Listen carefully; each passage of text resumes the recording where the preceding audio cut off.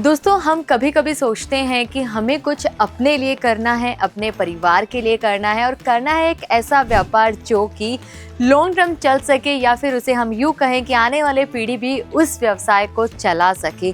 तो एक ऐसा व्यवसाय जो कभी आपने भी सोचा होगा, लहंगे का अगर आप करना चाहते हैं तो आज की इस वीडियो में मैं आपको बताऊंगी कि आपको किस तरह से बिजनेस करना है और बिजनेस करने से पहले आपको किन किन चीज़ों का ध्यान रखना होगा और उनसे आपको क्या फ़ायदे हो सकते हैं। और ये सारे जितने भी बिजनेस पॉइंट मैं आपको बताने वाली हूँ, यानी कि बिजनेस करने के लिए जो भी टिप्स मैं आपको देने वाली हूँ वो आपके लिए बहुत ज़्यादा ज़रूरी हैं। अगर आप भी लहंगे का बिजनेस करना चाहते हैं तो वीडियो को एंड तक ज़रूर देखिए, क्योंकि हो सकता है कहीं ना कहीं आने वाले वेडिंग सीजन में अगला बिजनेस आपका हो। तो दोस्तों क्या विचार कर रहे हो आप? क्या बिजनेस करना चाहते हैं, लहंगे का व्यापार करना चाहते हैं और जुड़ना चाहते हैं एक ऐसे ब्रांड के साथ जहां से जुड़कर आप अपना लहंगे का सक्सेसफुल बिजनेस कर पाएं? तो सबसे पहली बात, अगर आप बिजनेस करना चाहते हैं तो आपको अपने मार्केट के एरिया का नॉलेज होना चाहिए। अगर आपको अपने मार्केट में दुकान करनी है, क्योंकि अगर हमें पता हो कि हमारे मार्केट में किस तरह के कपड़े की डिमांड है, किस टाइप के आर्टिकल्स वहाँ बिकने वाले हैं या फिर किस रेंज के अंदर वहाँ पे कलेक्शन बिक रहा है, तो हमें उसका आइडिया आ जाता है, जिससे कि हम जो मार्जिन सेट करेंगे या जहाँ से हमें कपड़ा खरीदना है वो हमें उस रेंज में खरीदना है कि अगर हम उस पर प्रॉफिट मार्जिन भी ऐड करें तो हमारी जो रेंज होनी चाहिए कपड़े की वो मार्केट से कम होनी ही चाहिए। चलिए बात करते हैं, आपने डिसाइड कर लिया, आपको पता लग गया आपके मार्केट के एरिया का टेस्ट, तो उसके बाद आते हैं दोस्तों आपकी शॉप और इंटीरियर पे। आपको अपने शॉप का इंटीरियर ऐसा करवाना है जैसे कि लोग आपकी शॉप को देख के अट्रैक्ट हो जाए और आपकी शॉप पे विजिट करने ज़रूर से आएँ। उसके लिए आप अपने शॉप के अंदर और बाहर 2 से 3 या 4 डमी रख सकते हैं, यानी कि मैनिक्विन लगा सकते हैं, उन पे आप नए नए डेली लहंगे चेंज करते रहें। उसी के साथ दोस्तों आप अपने दुकान में रैक लगवा सकते हैं जिसके अंदर आप लहंगे टांगेंगे 4 से 5, 7, 8 जितने भी आप रखना चाहें डिस्प्ले के तौर पे। उसी के अलावा अगर आपने अपना दुकान का इंटीरियर डिसाइड कर लिया, आपने कलेक्शन का सोचना है अभी कि आपको किस तरह के कलेक्शंस रखने हैं अपने दुकान पे, तो डेफिनेटली सिर्फ ब्राइडल से काम नहीं चलेगा, आपको दोनों ही तरह के कलेक्शन लेने होंगे, यानी कि साइडर भी और ब्राइडल भी। ब्राइडल लहंगे से ज़्यादा डिमांड होती है दोस्तों साइडर लहंगों की।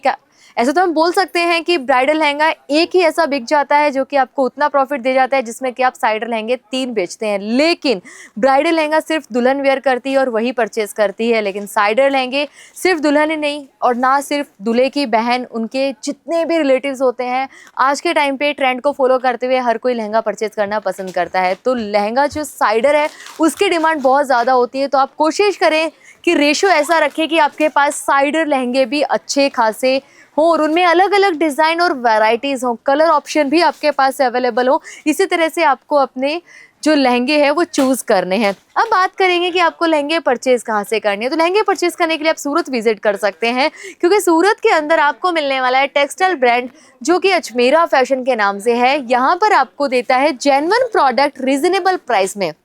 इनफैक्ट यहाँ पर आपको 2000 से भी ज़्यादा स्टाइल्स देखने को मिल जाते हैं लहंगे के अंदर, वैरायटीज़ की कोई कमी नहीं है, हर एक लहंगा आपको यहाँ से फैक्ट्री रेट में मिल जाता है। और साथ ही दोस्तों एक चीज़ मैं और आपको बताना चाहूँगी कि यहाँ पे जो आपको डिज़ाइंस मिलने वाले हैं, जो पैटर्न्स मिलने वाले हैं, वो आपको कहीं नहीं मिलेंगे, क्योंकि सबसे पहला कपड़ा बन के सूरत में तैयार होता है और फिर एक्सपोर्ट होता है। अब बात करेंगे, आपने सब ले लिया, परचेज़ कर लिया, अब बात आती है दोस्तों मार्जिन की।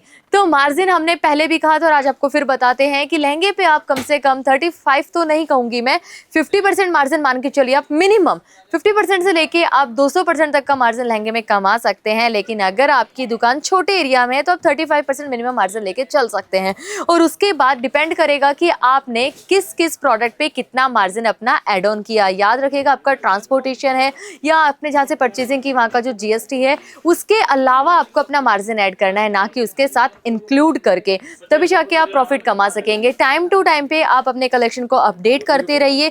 जो कलेक्शन आपने आज सेल आउट कर दिया है उसी के साथ आपके पास जो प्रॉफिट, जो आपका पैसा आया, उसी को वापस अपने बिजनेस में इन्वेस्ट करिए, तभी आपका बिजनेस ग्रो करेगा। अगर आपने अपने बिजनेस का पैसा बाहर डाला तो डेफिनेटली आपका बिजनेस रुक जाएगा, क्योंकि बिजनेस तभी बढ़ता है जब आप इन्वेस्टमेंट के बाद भी उसमें कलेक्शन एड ऑन करते जाते हैं। कलेक्शन एड ऑन करना कभी ना भूलें। सीजन आता है लहंगे का, साल में 3 बार, हम बोलते हैं 2 बार, लेकिन मैं आपको कहूंगी कि 3 बार, क्योंकि सिर्फ वेडिंग सीजन में ही लहंगा नहीं बिकता दोस्तों, फेस्टिवल सीजन में भी लहंगा बिकता है। और साल में ना जाने कितने फेस्टिवल्स आते हैं और उस टाइम पे कितने सारी लड़कियां जो लहंगा परचेज करती हैं, साइडर्स। तो प्लीज इन सब बातों का आपको ध्यान रख के अपना खुद का व्यापार शुरू करना है और अपने बिजनेस के अंदर आपको कलेक्शन ऐड ऑन करना है। बिजनेस के लिए स्टार्टअप अगर आप कर रहे हैं लहंगे का, तो उसमें आप इन्वेस्ट कीजिए 2 से 3 लाख रुपए, अगर आपने लहंगे का व्यापार करना है तो। अदरवाइज आप किसी भी अदर बिजनेस में 25-30 हजार का इन्वेस्टमेंट करके भी कर सकते हैं, लेकिन लहंगा एक ऐसा प्रोडक्ट है जिसमें कम से कम 25 से 30 वैरायटीज हम रखना चाहेंगे स्टार्टिंग के तौर पर, इनिशियल लेवल पे। तो आपका जो बजट जाएगा, आपका जो इन्वेस्टमेंट जाएगा, वो अराउंड 2 से 3 लाख का पहुंच जाता है।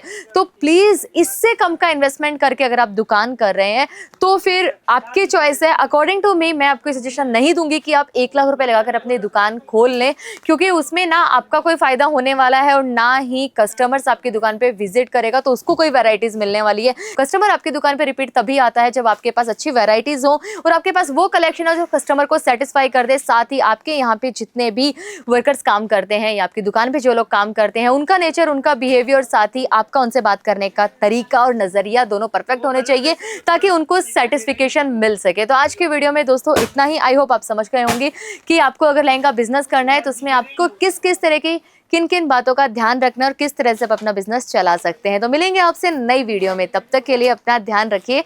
अगर आपको हमारा आज का वीडियो अच्छा लगा हो तो लाइक शेयर जरूर से कर दीजिएगा। धन्यवाद।